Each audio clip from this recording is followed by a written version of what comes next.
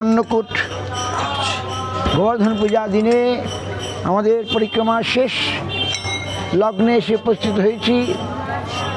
আমরা এখানে এসেছি উদ্ধব কুণ্ড। উদ্ধব মহারাজ এখানে এখনো আছেন তৃণ গুল্ম লতা ঘাস রূপে।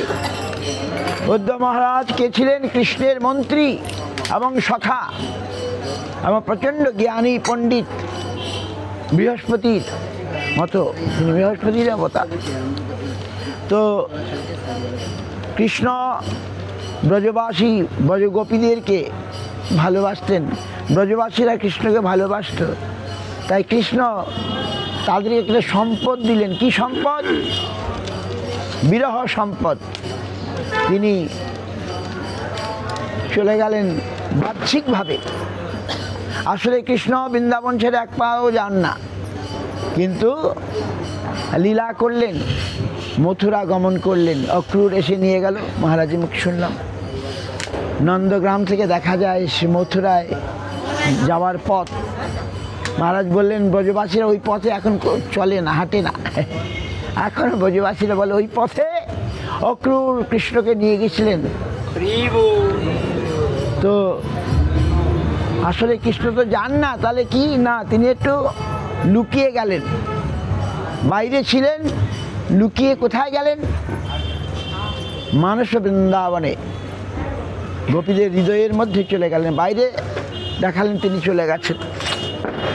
আর তাতেই যে বিরহ বিরহ গোপীদের রাধারানীর লাভ হলো, সেটা একটা সম্পদ কৃষ্ণ আজ দিলেন। এদিকে তারা বিরহে কৃষ্ণ চলে গেছেন 100 বছর, 100 বছর হয়ে গেছে, এখনো আসছেন না। রাধারানী প্রায় মরমর অবস্থা।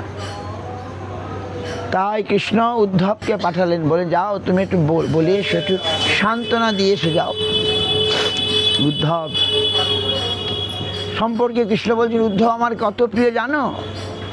লক্ষ্মী আমার এত প্রিয় নয়, শঙ্কর্ষণ আমার এত প্রিয় নয়, ব্রহ্মা আমার এত প্রিয় নয়, শিব আমার এত প্রিয় নয়, আমি আমার এত প্রিয় নয়। উদ্ধব তুমি আমার যত প্রিয়। তুমি যাও একবার, আমার কিছু ভক্ত আছে ব্রজে, তাদেরকে একটু সান্ত্বনা দিয়ে এসে যাও, তুমি তো পণ্ডিত জ্ঞানী। তিনি আসলেন, এসে নন্দ মহারাজের কাছেই প্রথম গেলেন। তিনি যাওয়ার আগে জিজ্ঞাসা করলেন, নন্দ মহারাজের বাড়ি যাব, পথটা কোথায়? ওই ব্রজবাসীরা বলল, ওই যে দেখো একটা ছোট নালা বয়ে আসছে, এটা নন্দ মহারাজের চোখের জল। কৃষ্ণ চলে যাওয়াতে নন্দ মহারাজ চোখের জল অনবরত পড়ছে নন্দ যশোদার, আর একটা নালা হয়ে গেছে, ওই নালা ধরে ধরে চলে যাও, একবারে নন্দ মহারাজের কাছে পৌঁছে যাবে। উদ্ধব মহারাজ নন্দ মহারাজের কাছে আসলেন, দেখলেন কৃষ্ণ বিরহে তারা আকুল। তিনি একটু কৃষ্ণের কথা বলতে গিয়ে বলে ফেললেন, কৃষ্ণ তো ভগবান। হ্যাঁ, কৃষ্ণ ভগবান, কৃষ্ণ আমাদের ছেলে, কৃষ্ণ ভগবান কি করে হলো? হ্যাঁ, এ কি? উদ্ধব মহারাজ তুমি পণ্ডিত ভাবলাম তুমি আমাদের সান্ত্বনা দেবে, তুমি আমাদের দুঃখ আর বাড়িয়ে দিলে। আমি ভেবেছিলাম আমরা কিছু হারিয়েছি, তুমি বলছো পরশমণি হারিয়েছি। হায় হায়। উদ্ধব মহারাজ দেখলে, আরে বাপরে বাপ, এদের এত প্রেম কৃষ্ণের জন্যে, আমি এদের কি দেব? আমার পকেটে তাদের দেওয়ার মতো কিছু নাই। উদ্ধব মহারাজ সেখান থেকে চলে গেলেন গোপীদের কাছে। গোপীদেরকে গিয়ে বললেন, তোমরা একটু ধ্যান করো, ধ্যান করলে কৃষ্ণকে দেখতে পাবে। গোপীরা বলে, উদ্ধব এ কি বলছো? তুমি বলো আমরা কি করে কৃষ্ণকে ভুলবো? তুমি বলছো ধ্যান করে কৃষ্ণকে দেখতে হবে। কৃষ্ণকে কি করে ভোলা যায় সেটা একটু বলো। বাপরে বাপ, উদ্ধব মহারাজ দেখলেন এদের এত প্রেম, আমি কাদের কি বলছি, ছি ছি ছি ছি। রাধারানীর কাছে গেলেন, গোপীদের সঙ্গে মিলিত হলেন উদ্ধব খেয়ারিতে। সেখানে একই কথা, উদ্ধব মহারাজ রাধারানীর মুখ থেকে কৃষ্ণ কথা শুনলেন। ইয়াদনুচরিত লীলা কর্ণ পীযুষ বিপ্রুট সক্রিদন বিধূত দ্বন্দ্ব ধর্মা বিনষ্ট সপদে গৃহ কুটুম্ব দিনামুৎসৃজ্য দিন বহব্য বিহগ ভিক্ষুচর্যাং চরন্তি। রাধারানী বলছেন উদ্ধবকে ভ্রমর গীতি, উদ্ধবকে বলছেন তুমি ভ্রমর, ভ্রমরের কাছে তিনি বলছেন যে কৃষ্ণ কথা শুনলে কি হয় জানো? যদ অনুচলিতা কর্ণ পীযুষ কর্ণে অমৃত বর্ষিত হয়। আর কি হয়? সক্রিয়তন বিধুত দ্বন্দ্ব ধর্মা বিনষ্টা। আমাদের যে দ্বন্দ্ব ধর্ম, দ্বন্দ্ব মানে ভোগ ধর্ম, আসক্তি ধর্ম, যার কোনো ওষুধ নেই এই জগতে, এই ভোগ ধর্মের কোনো ওষুধ নাই, যত ভোগ করবেন আর বাড়তে থাকে নাকি।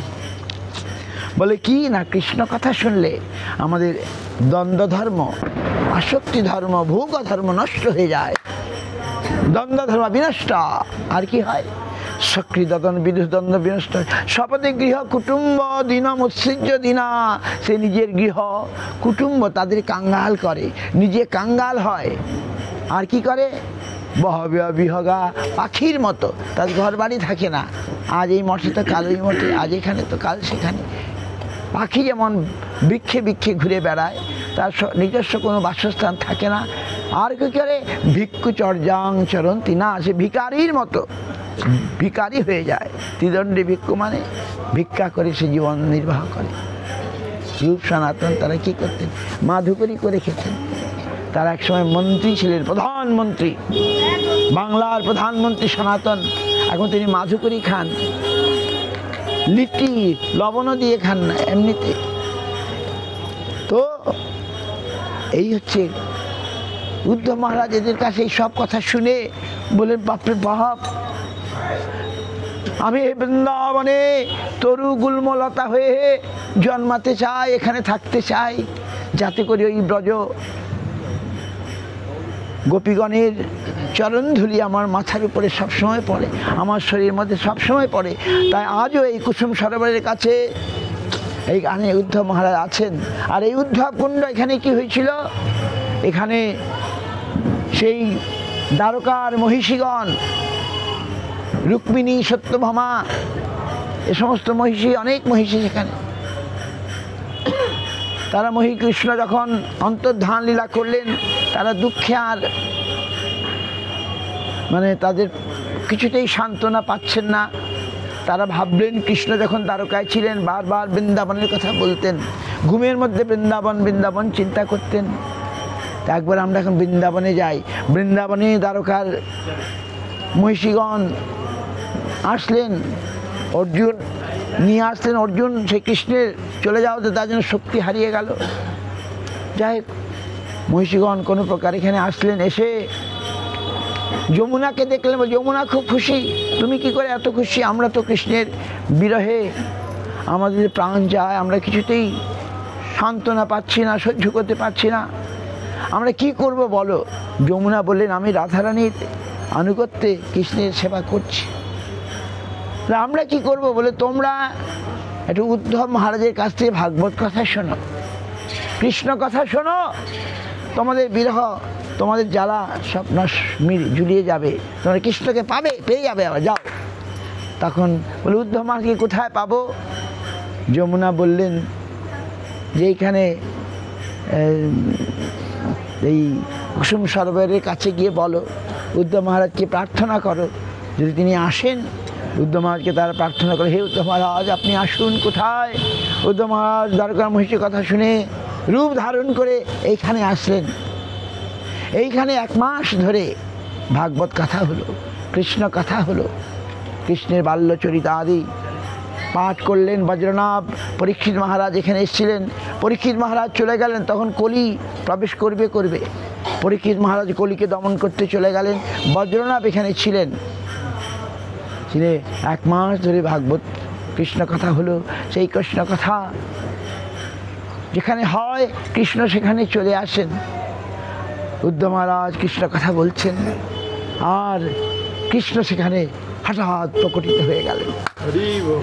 আর দ্বারকার মহিষীগণ কৃষ্ণকে পেয়ে আজ কৃষ্ণের সঙ্গে তাদের সমস্ত দুঃখ বিরহ জুড়িয়ে গেল। তারা কৃষ্ণের সঙ্গে মিলিত হয়ে গেল।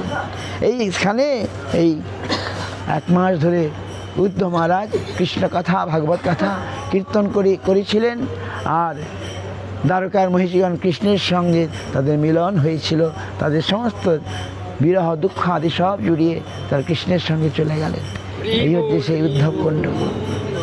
তাই উদ্ধব মহারাজ ব্রজগোপীগণের ব্রজস্ত্রীগণের ভক্তি প্রেম কৃষ্ণের প্রতি অনুরাগ দেখে বলছেন,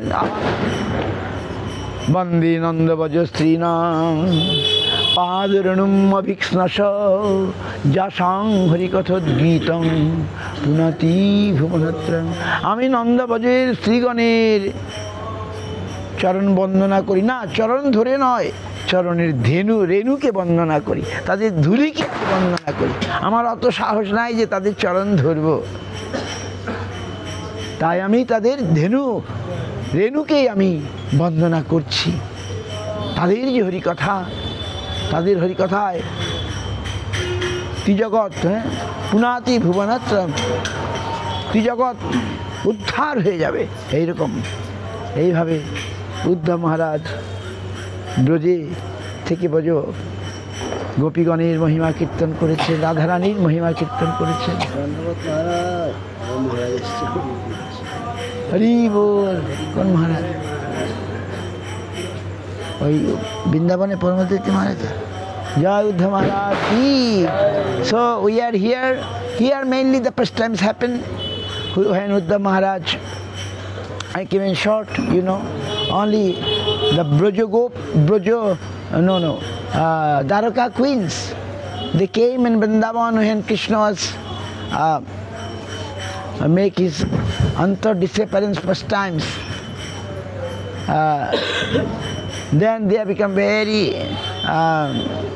sad, and their separation never increasing and increasing. Then they thought, let's go to Vrindavan. When Krishna was in Dwaraka, always remembering Vrindavan. So Dwaraka queens came here and see Jamuna and Purnamasi Jogamaya meet with them, and they expressed their sadness, their separation. They can't tolerate. Please tell how we shall get some solace. Then they understood Yamuna or Purnamasi, they saying, you go and listen from Uddhav Maharaj the Krishna Katha, Bhagavati Katha. Then where I shall get Uddhav Maharaj? Uddhav Maharaj is here in Kusum Sarovar, here. You just call him and pray to come. So Dwaraka queens, Rukmini Adi, Satyabhama Adi, all, they prayed, Krishna, Uddhav Maharaj, please come, please come.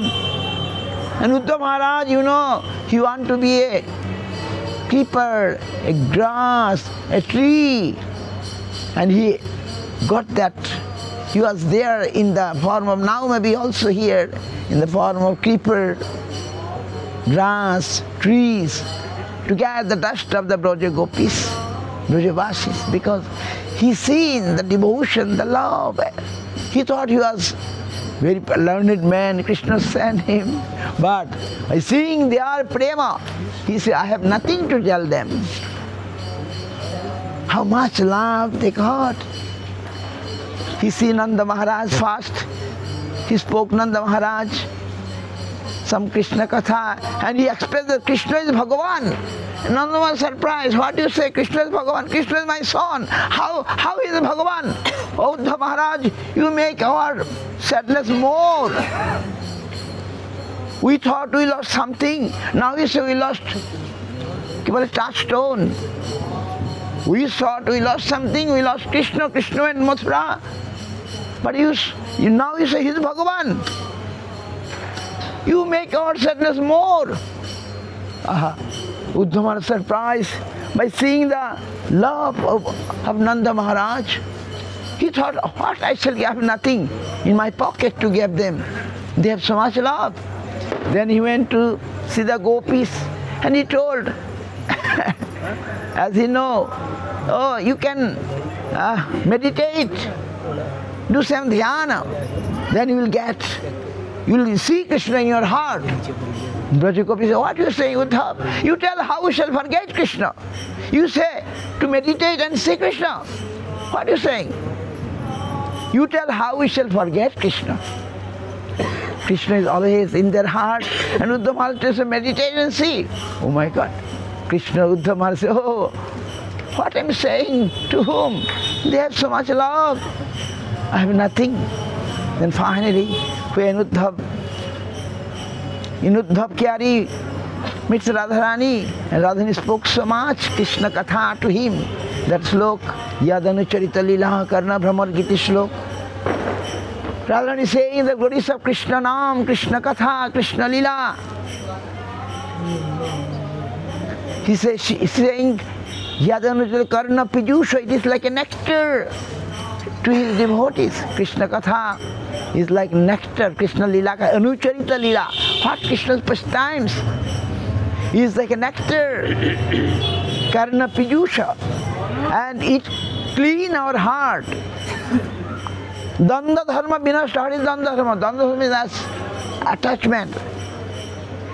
Our mood of enjoyment, no medicine is there in this world. That our mood of enjoyment, but only medicine is Krishna Katha, Krishna's pastimes. If we can hear, then Vinashta, it will be finished. And then he become a Kangal. Kangal means he become very like a poor man and makes his family, relative, everyone poor. And finally, he become like a bird, stay not one place, from one tree to another tree, one to another tree. Bird is living like that way. Who listen Krishna Katha, he will be like that. He has no permanent residence. And then Bhikkhu Charjang Charanti, he will be like a beggar. Tidandi Bhikkhu. From today this temple to another temple, no permanent. So in this way, it is the power of Krishna Katha. After hearing from all this Katha, from Radharani and Gopis, Uddhav Maharaj saying, Bandehi Nanda Prajastrinam, I am giving my obeisances, not by touching their feet. I have no so much courage that I can touch. I only honoring, their renu, dust, their feet dust. They are Hari Katha. Can rescue the three worlds, Gunati Bhamanatrayam. And he said, I want to be a creeper, tree, grass here to get the task. Asamaho Charanirenu. I'm hoping that I shall get. So Uddhav Maharaj stayed here, and Krishna sent him to see the glories of his devotees in Vrindavan. And Uddhav Maharaj came and surprised. Jai Uddhav Maharaj ki, Jai Brajagopi ki, Brajavasi ki, Jai Vrindavana Dham ki, Brajadham ki, Giraj Maharaj ki, Giraj Govardhan ki, Harinam Sankirtan ki, Jai Samasta Vishnupada Bhakti Rakha Shri Goswami Guru Maharaj ki, Shapa Shri Guru Shapa Shri Prabhupada ki, Jai Rupanu Guru Bhargava ki, Jai Harinam Sankirtan ki, Jai Govardhan Maharaj ki, Jai.